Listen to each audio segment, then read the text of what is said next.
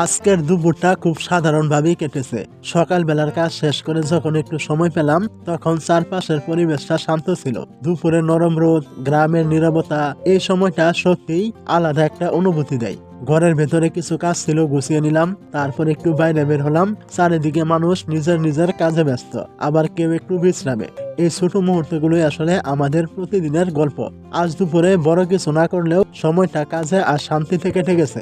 এখন সামনে আরো কাজ আছে, সেগুলো নিয়েই এগোতে হবে। চলুন আজকের দিনের বাকি অংশটা আপনাদের সাথে শেয়ার করি।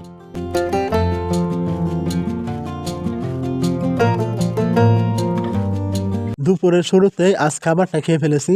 সকাল থেকে কাজের চাপ ছিল, তাই ভাবলাম আগে পেটটা ভরাই ভালো, তারপর বাকি কাজ। দুপুরের খাবারটা ছিল একদম ঘরোয়া, কিন্তু এমন খাবারেই আসলে শক্তি পাওয়া যায়। খাবার খেয়ে শরীরটা একটু হালকা লাগছিল, মনটাও ফ্রেশ হয়ে গেল। বাইরে তখন নরম রোদ, চারপাশে একটা নীরবতা।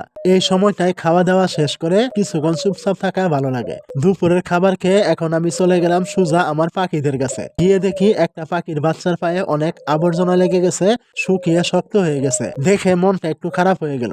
আর দেরি না করে আস্তে আস্তে বাচ্চাটাকে ধরে তার পাটা ভালো করে পরিষ্কার করে দিলাম। খুব সাবধানে কাজটা করলাম যেন কোনো কষ্ট না পাই।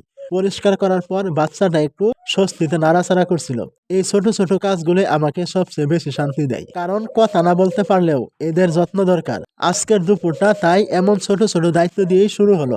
এখন আবার পাখিদের জন্য পরিষ্কার পানি দিতে হবে, তাই পানি আনতে চলে গেলাম কুয়াতে। এই সময়টা গ্রামের দুপুরে আলাদা একটা শান্তি নিয়ে আসে। কুয়ার ধারে গিয়ে ঠান্ডা পানি তুলতে শরীরটা যেন একটু ফ্রেশ হয়ে গেল। পাখিদের কথা মনে করে পানি তুলছি, কারণ ওদের জন্য পরিষ্কার পানি খুব দরকার। এই ছোট ছোট দায়িত্বই প্রতিদিনের অভ্যাস হয়ে গেছে। পানি নিয়ে এখন আবার পাখিদের কাছে ফিরবো, ওরা অপেক্ষা করছে। আর এই অপেক্ষাটার মাঝেই একটা মায়া লুকিয়ে থাকে।